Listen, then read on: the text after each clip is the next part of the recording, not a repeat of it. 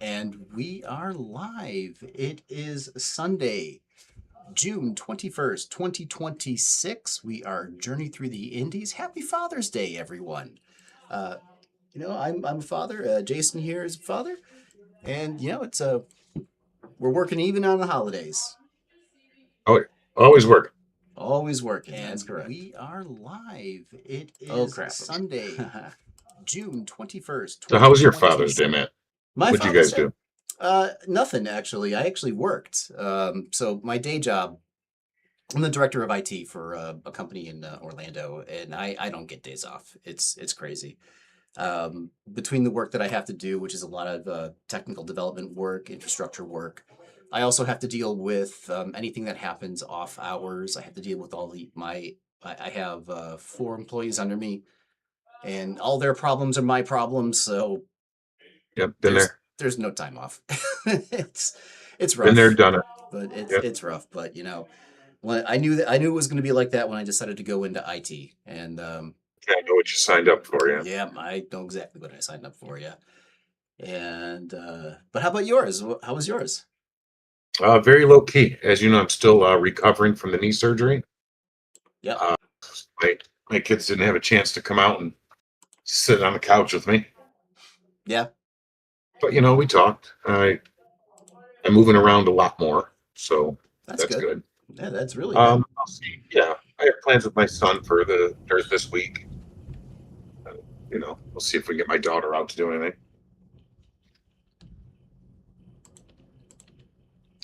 Yeah, one second. The Discord is video's a little off. Ah, there we go. There it is. There he is. Perfect. All right. Yeah. So little by little, our production value gets better every week. It's always an experiment and a work in progress. So, my green screen algorithms are finally getting a little bit better. Uh, There you go.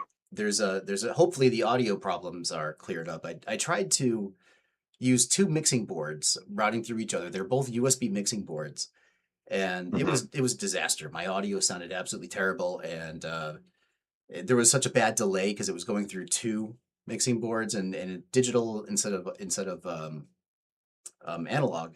So there was a delay in there, and it was bad. So I figured, the less variables, the better. So I'm not using any of the mixing boards anymore, and I'm actually using a microphone in my webcam that, for some reason, is better than this big, you know, camera that I bought specifically for recording and podcasting. It's better than this somehow. Huh? I'm sorry. I probably look a little different this week. I'm on a new laptop, fancy, fresh, Yes. ready to go. I'll be trying to step my side up a little bit more and more each time. Yep. Yep. More and more But each time. yeah, That's I mean, the last couple weeks have been nothing. I couldn't do anything. So so. What kind of laptop are you running on now? what's that? What kind of laptop are you running on now? You are the computer guy, my friend, not me. It's one that Marlo ordered for me on Amazon, and it looks very nice and it works very well. What's the brand name on it? I have no idea. Do you don't know? You just open up You the are laptop, started you are using it. asking the wrong man. It's okay. They're all the same now anyway. Ask me how to go from a headlock to a back hammer lock. Yeah. Okay. I That's can tell you that. well. Hopefully, we'll be getting into something like that very soon. That's what people are tuning in for. They want to hear about how the indies worked, as the title of our show would imply. And have you been keeping up with any of the indies recently? I know I you had a I really surgery, I but really I really don't like them. Um, I my the way I wrestle and the way wrestling is nowadays, it's not entertaining to me at all. Um, However, every now and then I find a indie wrestler or a couple of indie wrestlers. They're like, "Wow, this person entertains me again. yeah. This person understands. This person gets it." So I have had some fun looking for that sort of entertainment for myself. Mhm. Whereas, it's very hard to entertain me with wrestling. Um, but I mean, I enjoy it. There's a lot more. I will tell you this: over the last 10 years, there are way more wrestlers now going back to doing it a little more like the way it should, just modernized, updated. Yeah.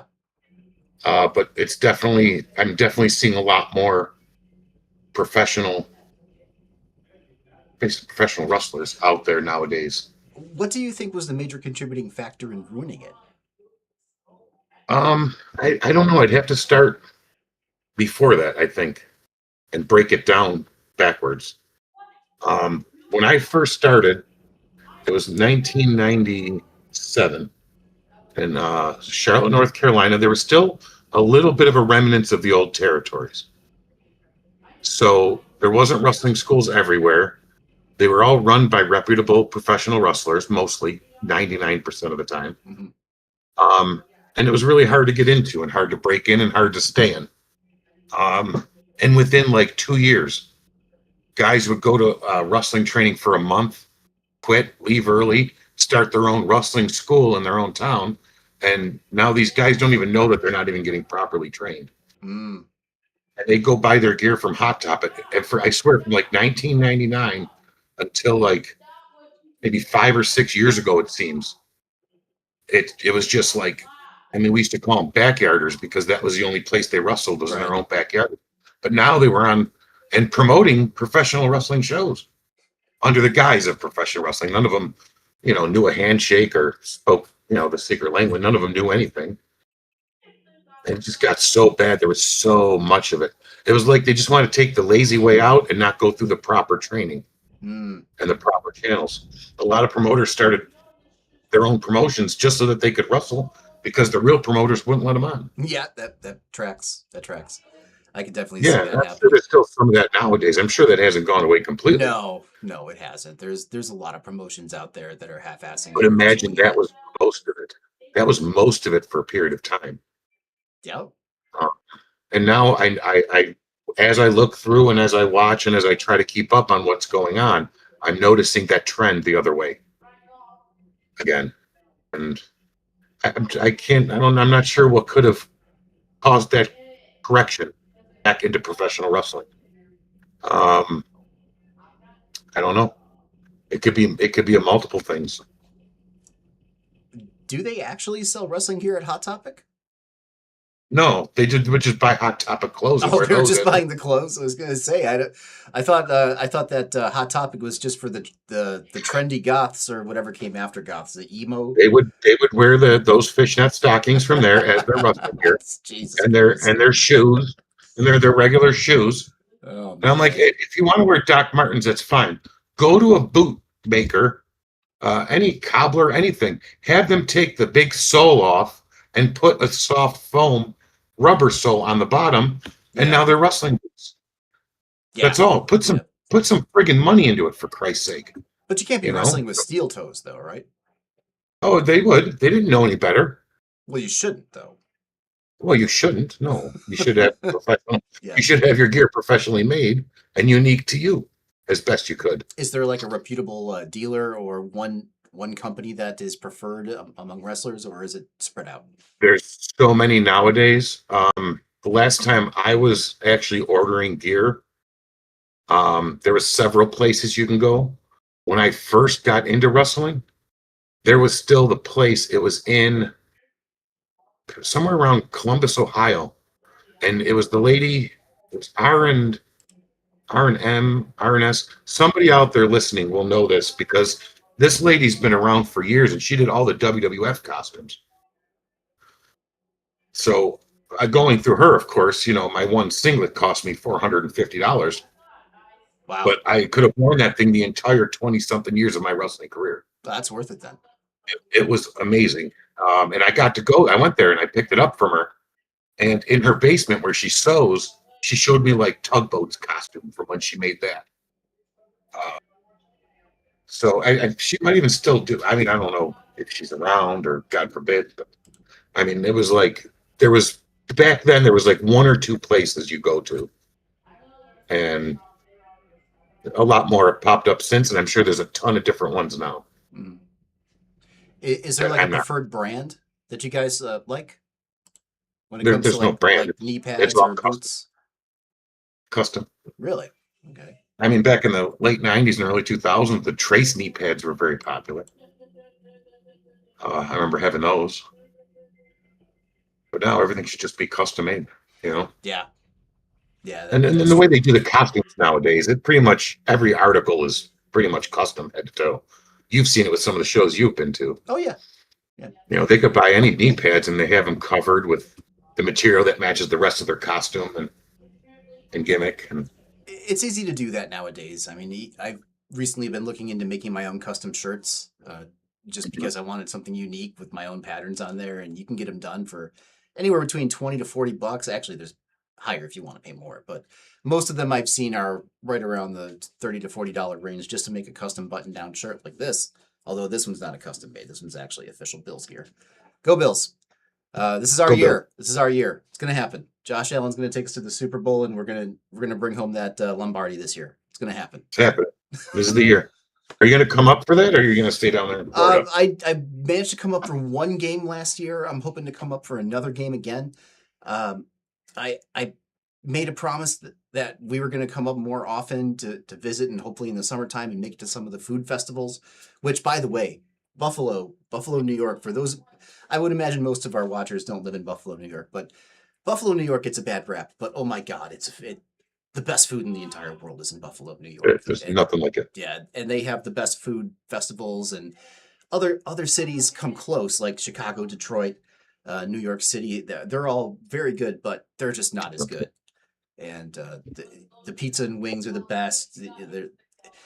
To give you an idea, for those of you who may not know, like in the South, everything is a chain, right? Like south of the Mason-Dixon line, like everything is just a chain in every major city. If a new restaurant's going up in your city, it's probably a chain. People from Buffalo hate chains.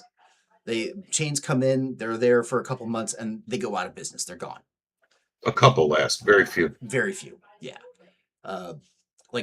Good luck finding a Domino's pizzeria. Good luck finding a Pizza Hut. Papa John's is nowhere in Buffalo. It's Gross, insane.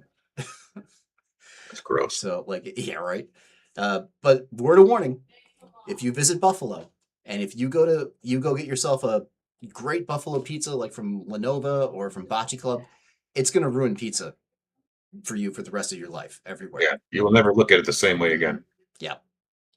And I will die on that hill. It's not New York style pizza. It's better. its own style pizza. It's better. It's better. Yeah. Then the next closest thing maybe is Detroit pizza, but the That difference. Connecticut pizza I heard was pretty close. Yeah, the difference is the pizza in Buffalo, we still have a thick crust, but it's not cooked in a pan. It's cooked on a stone. Like that, they do that in New York City, but it's the thicker crust, maybe a little bit more like Chicago, because it makes sense. Buffalo's halfway between New York City and Chicago. So But it's halfway thick. yeah, halfway thick and cooked on a stone. And the sauce is the secret, though. I don't know if I should give away the secret of the sauce, but the sauce is way different. I wouldn't do it. I No. wouldn't do it. No, I'm not going to give There's- away the secret on this podcast. There's a big market for buffalo food in the state of Florida. There is. So do not give away your secrets. That's 100% true. Me and a friend actually opened up a hot dog stand because we wanted to do like you remember Seneca, Texas Red Hots and Louis and Ted's, right? They all have this this sauce that they put on there. It's called they call it a Texas gravy sauce, but it's super popular in Buffalo. And I even though you could probably find the recipe on the internet if you want, I'm not going to give it away here. But my old buddy that I grew up with moved down here. He lives in Volusia County. I live in Brevard County. We opened up a small Buffalo style hot dog stand in our local dirt mall, the flea market. And Ooh, I love the markets. yeah, me too. I know. I'm such a trash panda. I go to these flea markets and I eat freaking fried food like I shouldn't be doing. I love it. And Love people from Buffalo swarmed us. Like during the summertime, like people from Buffalo were coming in from Orange County, from Osceola, from Volusia, from my county. All Bills fans. They would come in. They'd wear their Bills gear. They'd buy as much sauce as they could take with them. And then when the Bills game started coming on TV, we didn't see any. Yeah, They all that's stayed home. business here as well. Yep. That's business here in Buffalo as well. If you ran a store, retail store or anything, Sundays during, Bill season, you're not going to see anybody. Dead. completely dead. It's Yep. amazing.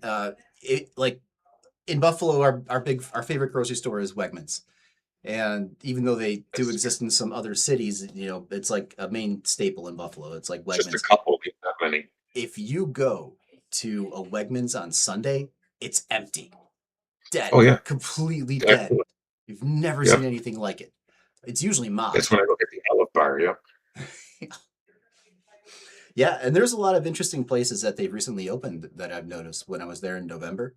I've noticed that Buffalo Pride like has been kicked into high gear in the last couple of years. Like Oh yeah. like it must be because We of have Josh three Allen. or four stores. Yeah, we have three or four large stores Yep. with multiple locations dedicated to that. Mm-hmm.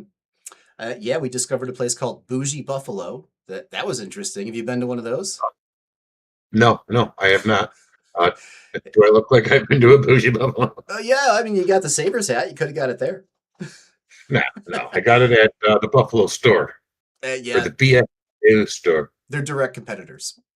Yes, They're that is where I take my business to that store because they have a coffee shop next to their store.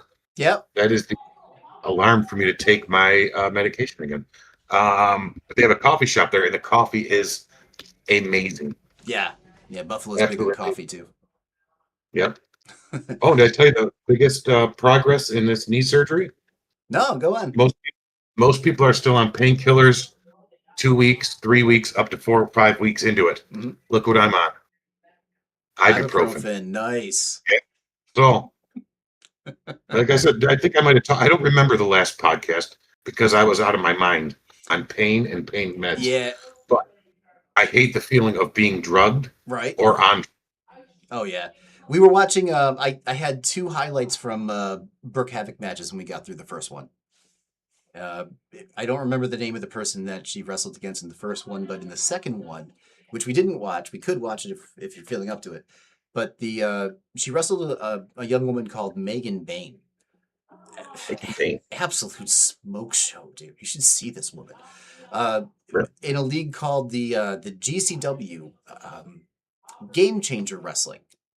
Oh, I've heard of that. Yeah. Yeah, it's very interesting. They have a lot of really good talent, and I do have some I see highlights. their roster. Yeah, there's good talent. Really good And they had, roster, isn't that yeah. where Matt Cardona was when he was on the Indies most of the time? He was like their death champion or something. What name did you say? I kind of missed it. Matt Cardona. Oh, I've seen him. He frequently wrestles at the ALW here in Brevard. Yeah. Mhm. Well, he's back in WWE now. Oh, is he? Oh, good for him. So you will not be seeing him. Yeah, you will not be seeing him at the ALW in Brevard. Do they lock you into an exclusive contract when they get you? Oh yeah. Do they really? Oh, Yeah. Oh yeah. So it like Nowadays it's a little different with the world of multimedia. Mhm. You know, no matter what they did with him, they could put a whole new gimmick on him. He'll still be Matt Cardona on his podcasts that are very popular. Yeah. And on his web shows. Yeah. So in today's world of multimedia, it's very hard for them to own you outright completely, but you cannot go wrestle on someone else's show Right. unless cross promotion and you were sent there by the office. Yeah, exactly. Now, you mentioned before on the show that as an independent wrestler, you don't actually make your money wrestling. You basically get gas money from the venue or the promotion that you show up at, and where you really make your money is with your merch sales and whatever you could tie into from there. Correct. But when you Correct. when you actually cross that line and you make it big into the WWE, are you no longer able to sell the merch on your own, and does the pay that they offer you more than make up for that if they don't? I've worked for WWE maybe 20 times, never once under contract. Mhm. So I couldn't, even if I wrestled a dark match for the WWE, I couldn't go out and sell my merch in the arena. You know what I'm saying? Mhm. But I can go the next night to another indie show and sell my merch and wrestle as whoever I want. Because they only paid me per day, per diem they paid me. Mhm. But if you were to actually be locked into a contract, I mean, does the money make up for it, or? I would imagine it does. I mean, a lot of the people I know that have gone that route and had WWE contracts, we never really spoke much about that. I knew that they never sold their own stuff. It all sold to the company. And I remember actually I found out who the WWE locker room rat was one time.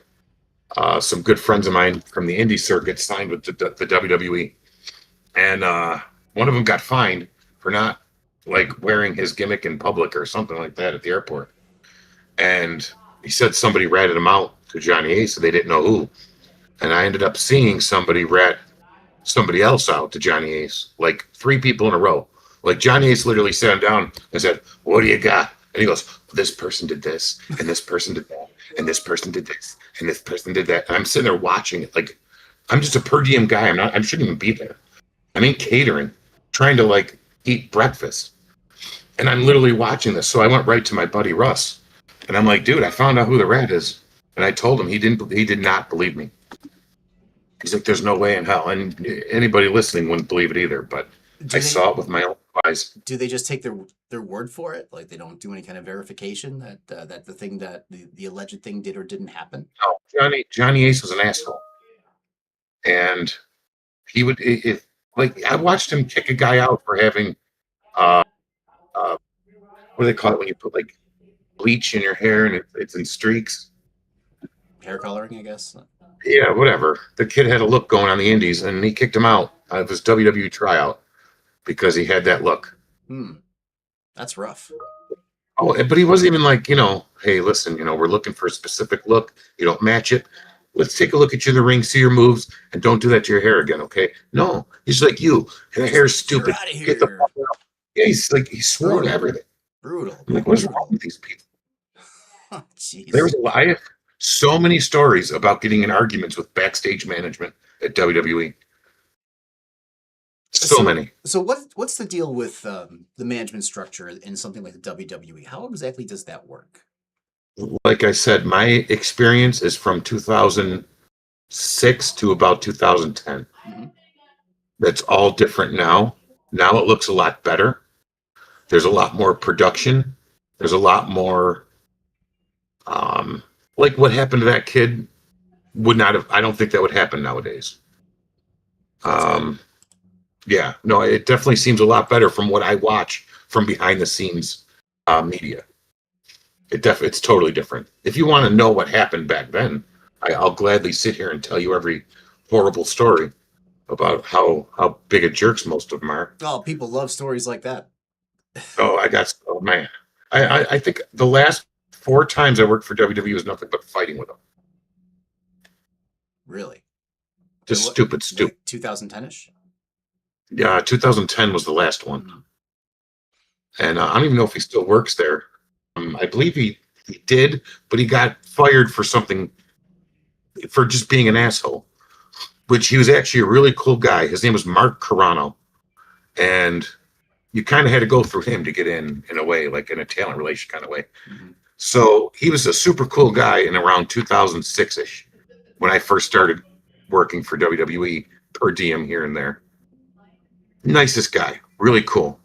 And then all of a sudden, I don't remember exactly what year, but you walk in, you're like, "Hey, Mark, how you doing?" He's, "Can't you see I'm talking to somebody?" Like just Wow. a totally different person. And I'm like, "Actually, you're standing there by yourself. Who the fuck are you talking to, Mark?" Who are you talking to? I don't see anybody. Then the one day he tells you, he'll be like, "Hey, as soon as you get to the building, come see me right away. I'll be in the office." I go, "Okay, Mark, you got it." I open the office door. I go, "Hey, Mark." He goes, "Can't you see I'm on the fucking phone?" And I look at him. I go, "How can I see that you're on the fucking phone? The door's shut. You told me to come in." Right? Just stupid things like that. Like he went out of his way to be a jerk. Now, I don't know if this is true because I wasn't there for this. But did you ever hear, was it Mickey James who got fired? And they dropped like her belongings off in a garbage bag? No, I never heard that. Somebody got fired. I want to think it was Mickey James, but I could be wrong. But somebody got terminated from the company wrongfully, most likely. And they had some personal belongings somewhere at the arena or the studio or whatever. And they put them in a garbage bag and like dropped them out the door. That Well, was Mark Carano. Yeah, that was Mark Carano. That's finally what got him fired. It's not the worst thing that I've ever heard because I was once dismissed from a company and they kept my pizza cooker, which I'm still upset about to this day. I would be upset about that. Was it Yeah. Mark Carano? Did he get a job in IT all of a sudden? He's a pizza No, maker. it was a company that's been circling the drain for quite a while. It's they basically hired me to solve a bunch of their last minute problems before kind of like riding the wave out to until the company was ended. So they had a bunch of contracts where they had to deliver software that was essentially broken and hardware with firmware on it that was broken. And I come in and I fix the firmware on all their hardware, which means they were able to sell it again. And then I came in and I fixed the software that was all broken, which means they were able to sell it again. And after that, the owner was like a 70-year-old man, and he just didn't care. He didn't want to put anything else into the company. He just wanted to ride it until either the company was dead or he was. Until it was done. Yeah. Yeah, and then after I fix everything, he's like, "Well, you're expensive, so see you later." It's like, all right, well, I'm glad I was able to help you fix all your shit. It's like, what the hell, And he dude? kept the pizza maker. Yeah. And they kept my pizza maker. I was actually expecting it. I just wasn't expecting it that soon because I thought I had another 6 months because they entered into another contract, which they're probably not going to honor. And even though I knew that it was going to happen, so I was actually moonlighting and working for another job Oh, there you go. in Orlando because I knew they were going to let me go as soon as everything was fixed. And when that happened, I called up my buddy at the other company and said, "Yep, it happened." And he goes, "All right, come in on Monday." So I literally They had knew. I had 5 minutes They of were ready unemployment. for it. I was ready for Of it. Yeah. course. There you go.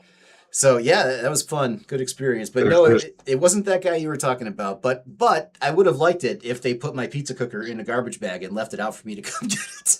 oh yeah, no, they just kept the pizza maker. They did, and I bet they use it I'm too. sure he would have. Yeah, I had to get another one. My new company, they love that pizza maker. I got another pizza maker because Oh yeah. I make pizza for my coworkers and they love it. They were asked. Most of my coworkers are from Mexico, and recently we've had the World Cup. The FIFA is Mexico's a big part of it. So they're having parties in the office where they're getting hammered and watching the soccer game, Oh and jeez. they've asked me to make pizza for them for the game. So I did, and but yeah, they were Doing your having a part. Hmm? You're doing your part. Exactly. I don't know anything about soccer and I don't want to watch it at all, but Yeah. I will No, make the pizza for them. that's cool. That's cool. You did your part. That's all that counts. You're Did my part of part. the, Yep. the festivities. I Exactly. just got a text. I just got a text from my son. He overheard that we were talking about the WWE locker room snitch, Yeah? and he asked me who it was, and I told him I'm not telling him. You gonna do that to your kid on Father's Day? Yep. Yeah, he didn't bring me nothing. Did you see any gifts from him? I don't I know. see no gifts from him. I don't see Ah. any. So Oh, what's his guess name? what? What's his name? Bradley? Bradley? Bradley, Yeah. you gotta get your dad a better gift for Father's Day. Oh, actually, no. You know what he did? I take that back. He just brought it Ah, early because he came to help me out during the week while I was laid up because he's a good dude like there you that. go. I don't know where. Oh, it's down there. I can't reach it. It's an Evil Knievel pop Funko. Oh, that's not bad. Knowing that I'm a big Evil Knievel fan. Okay. Well, hey, he got you something. He just delivered it early. So now I must give him grief because I do not have one on the day up. Yeah. But I still think him. My wife got me a shirt, and since I'm the only one that actually has any income in the household, it's like me buying myself a shirt. But I suppose it's a I've been thought. buying myself Father's Day gifts for 21 years now. Yep. 22 as of tomorrow. 22 years. This is my 22nd Father's Day gift. Oh wow. I bought myself. See, my oldest is only 17. He's Oh, you got plenty of time to go. yeah. Well, you know how the world is right now, man, with how expensive everything is, and they don't let kids get experience anymore. No, This is something that we ran into last summer, and he wanted a job. He just wanted a simple part-time job during the summer, make a little bit of coin, good to for him. put in his bank account. And I drove him around to like every freaking place in the Space Coast, and I they got all said nothing. this. They all said the same thing. We don't hire anybody under 18. Yep. Like, are you kidding me, guys? Like, I'm from New York, where Yeah. where you think the state is like super regulated in everything they do, and they are. But It is. I worked when I was 16. I worked almost 40 hours a week when I was 16 in the Well, summertime. you probably shouldn't have done that, but no, I worked a lot too. My grandfather had a blacktop business. Yeah. So I was doing blacktop when I was 5. Damn. Oh yeah. During the summer, I do blacktop. I know how to do a blacktop driveway by the time I was 14 years old. I was selling them. Oh, that's awesome. Those were really popular for several years back in the 90s. Oh yeah, People were putting we in crushed it blacktop in the Hamburg driveways. area. Yeah. Oh yeah. We used to love to rollerblade on those, and the house owners would get all mad at us. Oh yeah. Like get off my driveway. Yeah, yeah, that's what we used to do. We used to find the blacktop driveways so that we could do because they were really smooth, and you get in there and you could do like little tricks, and then you could you blade out of there. And then they always used to yell at us, "Get out of here, you damn kids!" My son just asked me, he said, if you get to a certain amount of subscribers, would you reveal who the WWF locker room rat was at the time? Hmm, maybe. Sure, I guess if we can get to 1,000 subscribers. Well, first we have to fill up the bleachers. So for every new subscriber, and I'm actually a little bit behind. I have to put in some more characters here. For every new subscriber, I will put a butt in the seat in the bleachers. Right now, there's only 2. We have to bring it up to 9 actually. We got Yes, some new yes. subs this week, which is great. Once we fill up the bleachers, it looks like it's somewhere around 100, 150, maybe 200. Then I'll just stop putting characters in. But then we got to promise something bigger. So maybe when we get up to 1,000, maybe we'll give away the initials. There you go. That works, yeah. 'Cause- Wait, the name initials or the gimmick? I don't know. Because he wasn't. We'll figure it Oh, out. it was here's your first clue. It was a he. He had a gimmick. That was his first clue. Oh yeah. All right, we'll leave it He's at I'm that. telling you right now, he will be pissed when I. It's not an accusation because I saw it. It's just a fact of what I It's saw. a fact. Yeah. But he's gonna be pissed and he's gonna deny. Oh, I didn't say that. I never said that. Motherfucker, I was standing right there and I watched it. Do you know what would be great is if we can get him on the show. Like, get him mad first and then let him on the show to argue. Yeah, yes, exactly. Or bring him on the show like, hey, we're big fans. By the way, I saw you rat. By the way, you're a rat. You ratted out my friend Russ. The Highlanders are the same. Yeah. No, we have a running gag on one of the other shows that I do. And one of the other shows that I do is just there's no theme to it. It's just 3 guys right around our age, all grew up together, and we just BS and make fun of each other. And one of them, we used to do a podcast like 15 years ago, and part of the hook of the podcast was we had a live call-in number. There were a lot less rules back then on what you could and couldn't say in when you were streaming. So you didn't really have to worry so much about what somebody said when they called up. You obviously can't do that now with YouTube because, what if somebody calls up, you answer, and they just say every word that'll get you kicked off the show and your show banned. Oh yeah, quick. So that's why we don't do it. So he's trying to be a smartass, and he starts to give out his phone number, and then we just stop him from giving out his phone number. But last time, we let him start, and he gave away his area code, and he saw that the rest of us were just going to keep quiet and let him give out his number. No. We were going to give him the rope to hang himself to find out why exactly you shouldn't give away your private phone number on the internet. You guys missed your cue. Well, he didn't get through it, and then we said, "How about this? Every single week, we're gonna somehow work a number into the show. The fans already know the first 3 numbers, his area code. So the next number, I'm gonna work in, and I think I know how I'm gonna do it. Do you remember Sesame Street? How they would say this show was brought to you by the numbered letter. I'm gonna do that at the end of the show. Yeah. That's how I'm gonna give away the next number. There you go. But it's a gag. So so last week we watched half of the highlight reel. Did you feel up to watching the second half of it, or? I'm actually running out of I see while I still have these big long socks on. I can't sit for longer than 40 minutes. Oh, okay. There's a threat of blood clots. Oh shit! Yeah, you're right. You're So right I'm at that. about at my limit. I did want to tell you the one story.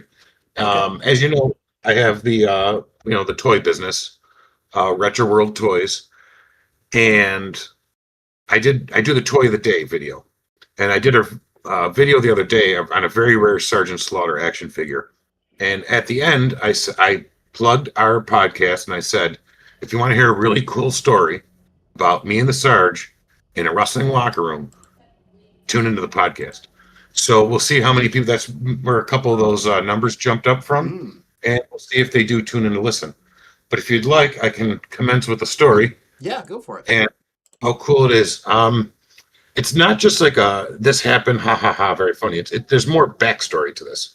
So, growing up as a kid, my two favorite things in the world were professional wrestling, obviously, and GI Joe. I'm a huge GI Joe fan. As you can see, I got the Cobra logo tattooed on my arm. You see all behind me, that's all GI Joe collectibles. Nice. GI Joes all over the place, everywhere. So obviously, my favorite GI Joe, Sergeant Slaughter. My favorite wrestler, guess who? Sergeant Slaughter. Sergeant Slaughter. My childhood, Right. Sergeant Slaughter. So now I was working for WWE, like I said, 2006, 2007. Sarge was backstage management. So I've met him 10 times, 20 times. Just call him Sarge. Hey, Sarge, how you doing? Hey, Jay, how you doing? You know, just whatever the job was that day, or just how are you doing? For some reason, being in the professional environment with him, I never quite got the grasp of the Sergeant Slaughter I love as the GI Joe as well. Right. He was just Sarge, the backstage manager who was cool, and I talked to him. And a couple years later, we were doing an indie show, actually not far from where I live now, in a nice ice rink out here, sold out, thanks to me and Sergeant Slaughter. Sarge comes in. I go, hey, Sarge, nice to see you. He goes, hey, man, how you doing? How you been? I told him how I've been, blah, blah, blah. Should have been. Nice to see you. So I'm at a table and I have my bag out, bags open, taking my boots out, taking my gear out. Sarge sits up next to me and does the same thing, opens up his bag, starts taking his stuff out. So we're going to get dressed. So I take off my shirt, and the first thing over there, my Cobra logo on my arm, G.I. Joe's mortal enemy. Right. So I took it off and I'm going to my bag. I'm not thinking about anything. And all of a sudden I hear from behind me that Sergeant Slaughter voice here, Cobra. And my eyes got so big. I lie to my children and I tell them that other than their births, that was the greatest moment of my life. I lied to them. That was the greatest moment of my life. Because for that quick second when I heard, because I didn't see Sarge, he was behind me. Right. But I heard his voice say, Cobra. And it was like a switch went off inside of me, and I was 5 years old, 6 years old again. And it was the greatest moment of my entire life. Then I had to turn around and explain, no, Sarge, you see, I love G.I. Joe. I love Sergeant Slaughter. I love Cobra. Just cool. I'm just trying to be cool. So, but yeah, so just that quick moment of hearing that voice, even though I've talked to him 30 times at this point, I never put the two, I mean, I knew it was him, but I never put it really together until he said it. Like Sergeant Slaughter, the G.I. Joe. It's like he resurrected the character for you. Oh my God.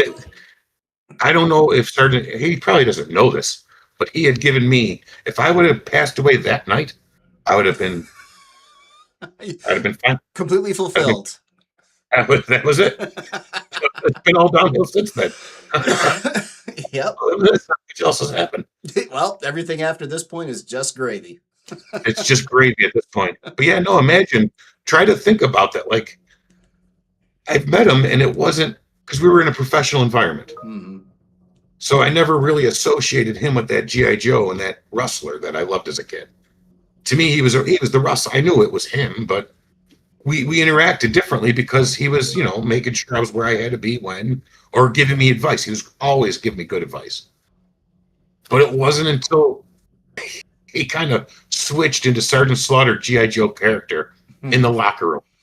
Yeah. Cobra.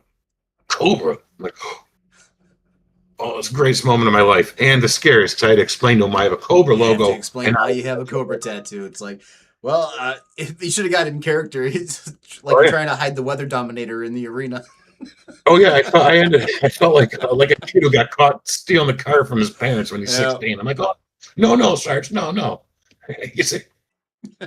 So that was my Sergeant Slaughter story that I wanted to share with everybody. Well, and it's awesome. probably it's the coolest thing to ever happen to me. So I tell my kids it was that. There you go. See, started slaughtering. I don't tell my kids that the birth was the greatest moment of my life because births are actually quite gross. Oh, tell me about it. Yeah, dude, we had three of them Show 'em that. because I had three kids, and my wife is okay. So we're I'll just own it. You know what? We're eccentric. We're a little eccentric. We do We all are. yeah we do things that are a little weird, things that people would find a little bit weird. And one of these things is my wife. Fortunately, she's built for this. She wanted to do home births. So Ooh, yeah. So for God bless. all three of our kids, one was born in a birthing center, and the other two were born at home. Not all. And people say it's a beautiful process and a beautiful thing, and I guess maybe in some way it is, but it's really gross. It's also I really, really gross, and I'd rather not go through that again. I don't blame you. Yes, people I have did it in the hospital no both times, idea, and it was bad enough for me there.